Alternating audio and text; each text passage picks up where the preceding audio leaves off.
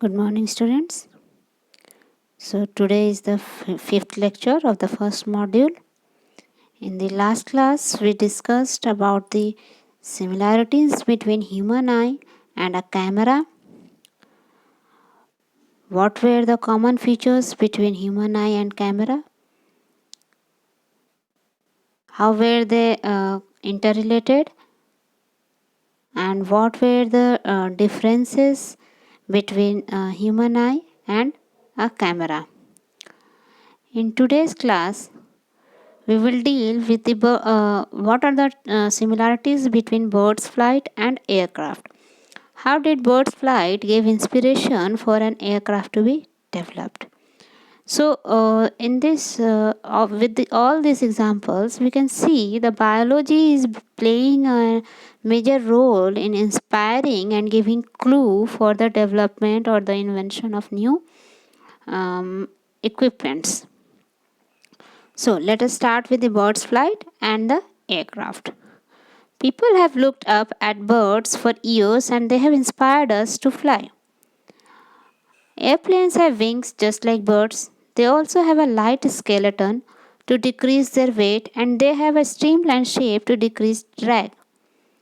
अब ये चिड़ियों को हवा में उड़ते हुए लोगों ने बहुत साल पहले से भी देखा और लोगों के मन में यह हमेशा ये कौतूहल बना रहा कि ऐसा क्या है कि ये चिड़ियाँ उड़ सकती हैं पर हम नहीं उड़ सकते हैं।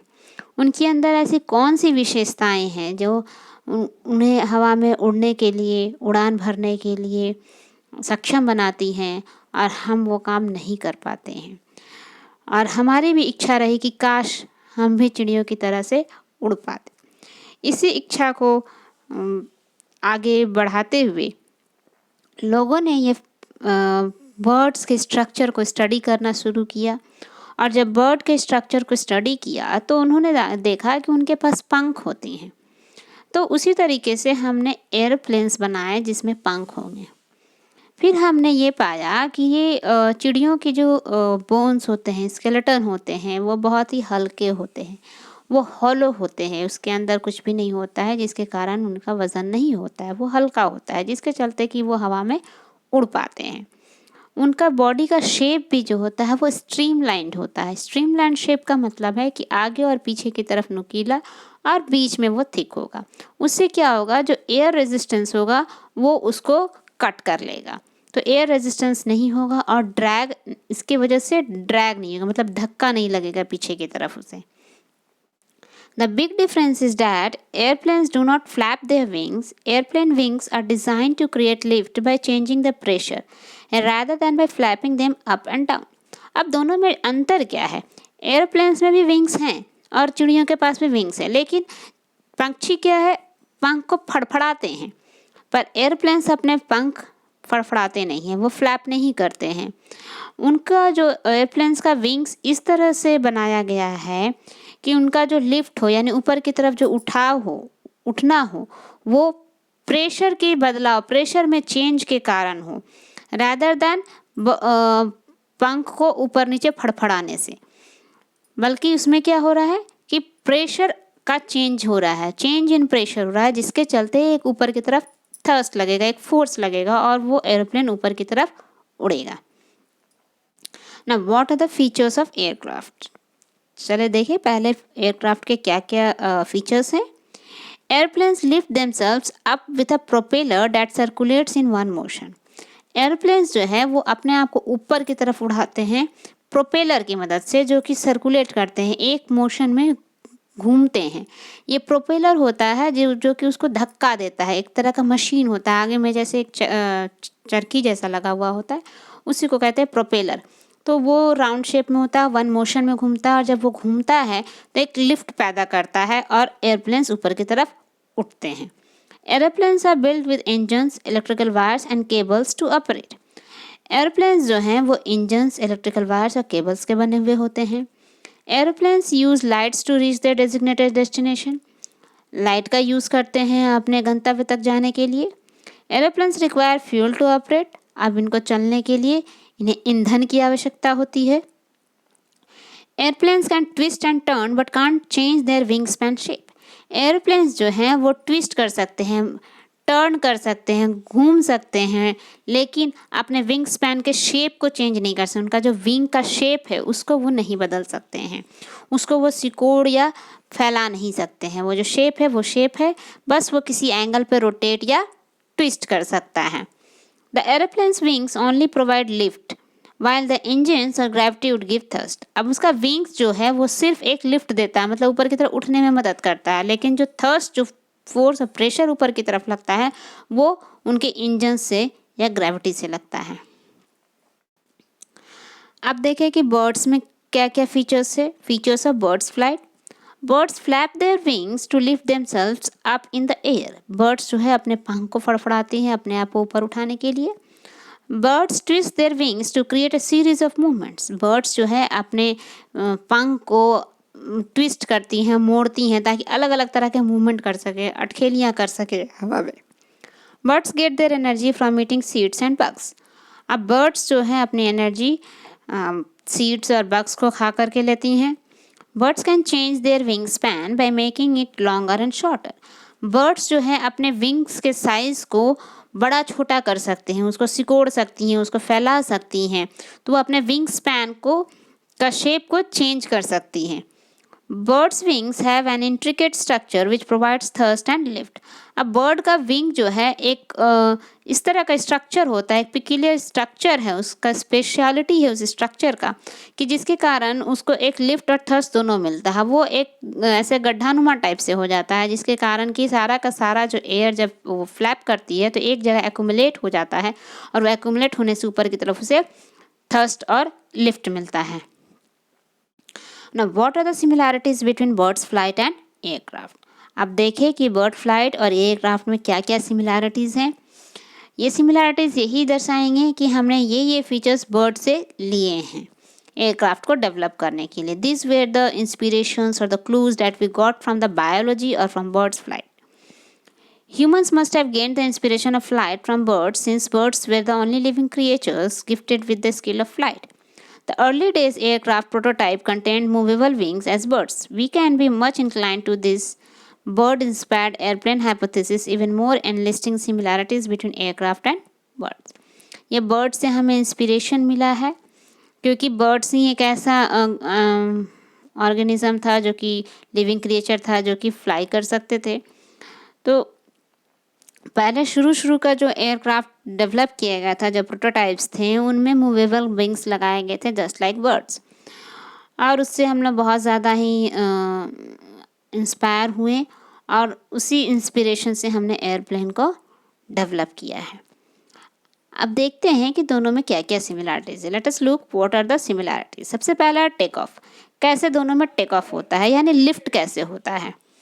Birds take off in various ways. Some birds run just before flight to create an airlift. Some flap their wings and some just jump off and glide.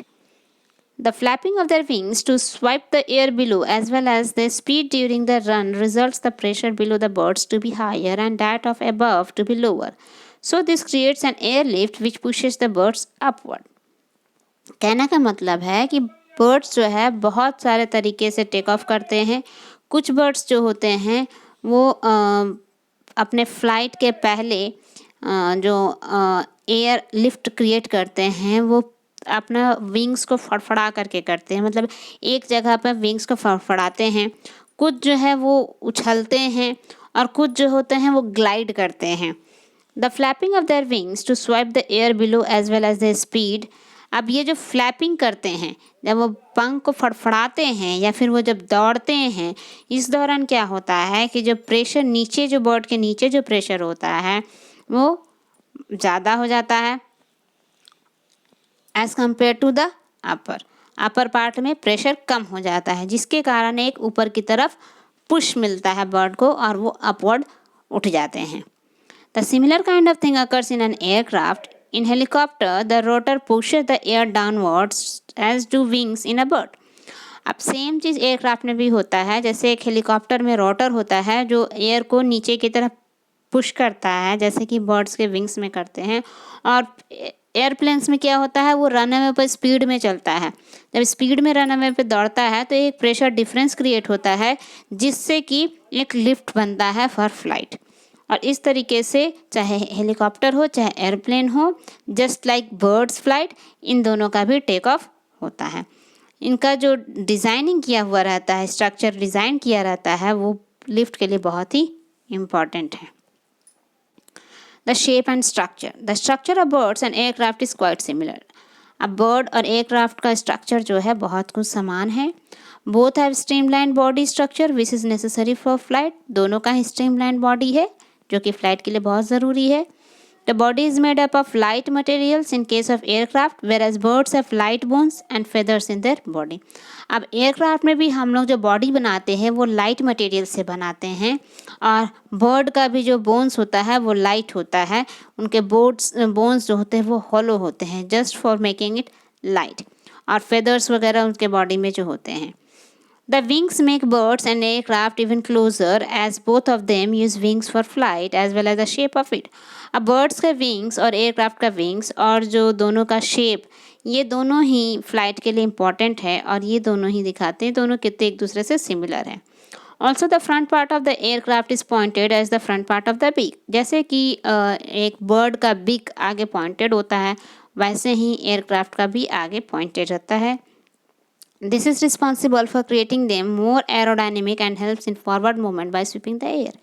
अब इससे क्या होता है, वो ज़्यादा एरोडायनेमिक होता है, मतलब एयर रेजिस्टेंस नहीं होगा और आगे की तरफ एयर को कट करते हुए निकल जाएगा। Flight techniques, hovering and gliding. There are various flight techniques that aircraft practice as the birds do. अब जैसे कि बर्ड्स बहुत सारा फ्लाइट टेक्निक्स यूज़ करते हैं, उसी तरीके से एयरक्राफ्ट भी बहुत सारे टेक्निक्स को यूज़ करते हैं। Both birds and winged aircraft can glide in the air for a longer distance. अब बर्ड हो चाहे वो विंग्ड एयरक्राफ्ट हो, दोनों के दोनों ही बहुत लंबे दूरी तक ग्लाइड कर सकते हैं। ग्लाइड करने का मतलब है कि बिना पंख फड़फड़ाए, बिना कुछ किए हुए, बस एक मोशन में मूव करना, हवा के बहाव में बढ़ते जाना। They can also use gliding as an energy efficient mode. अब दोनों जो है ये ग्लाइडिंग जब करते हैं तो ये एनर्जी एफिशिएंट मोड होता है, मतलब इसमें उन्हें कोई एनर्जी नहीं लगता है। बर्ड में कोई भी एनर्जी नहीं लगता है और एयरक्राफ्ट में भी मिनिमम एनर्जी लगता है। जब एयरक्राफ्ट ग्लाइड करते हैं in the current of the air, तो उन्हें मिनिमम एनर्जी इस्तेमाल यूज़ करना होता है, करते हैं, और बर्ड्स भी कोई एनर्जी यूज़ नहीं करते हैं। So to minimize the energy in an efficient mode, they glide. Also the helicopters hover as different birds do.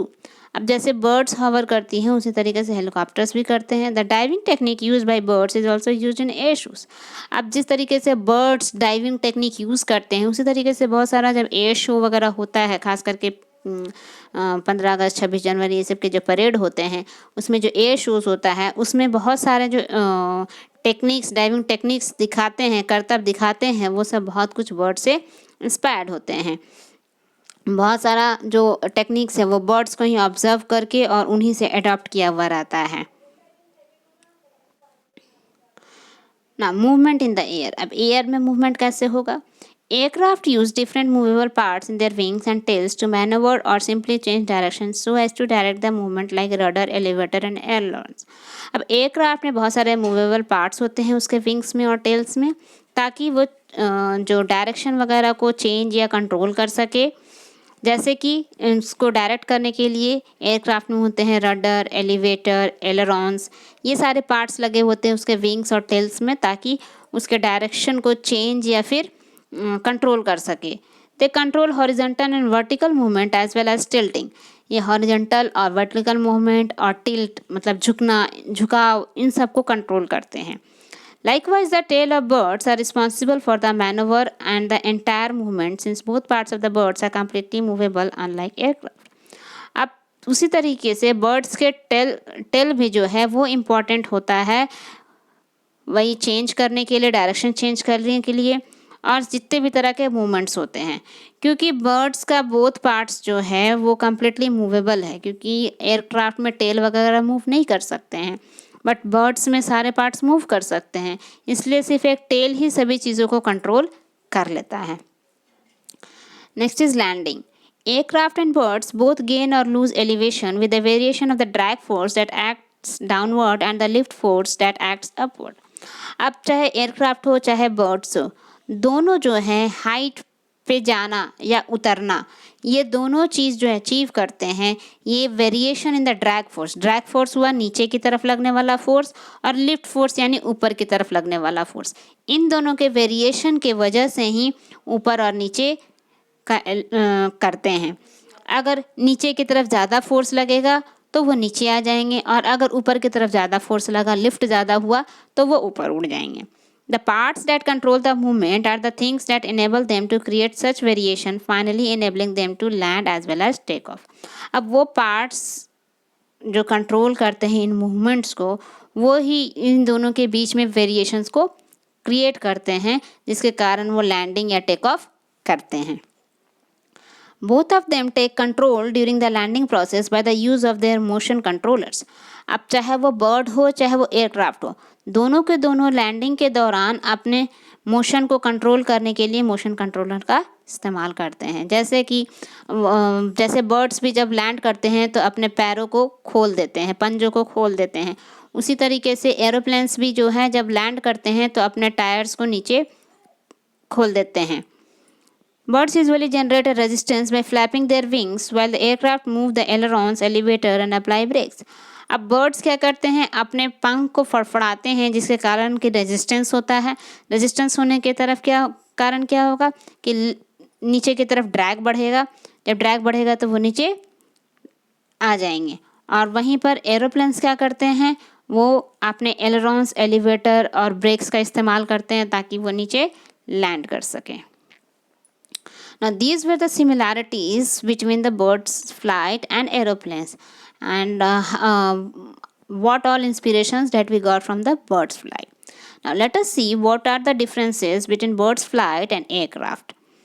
Bird's flight और aircraft में क्या क्या अंतर है? The structure. Aeroplane's wings. The structure of the wings contain a wing tip, the wing flaps, a spar, the fuel tanks, the ribs and aileron, the stringers and the skin of the wing. ये सब aeroplanes के parts हैं, जैसे wing tip, flaps, spar, fuel tank, ribs, aileron, stringers, skin of the wing, ये सब aeroplane के wings के part हैं।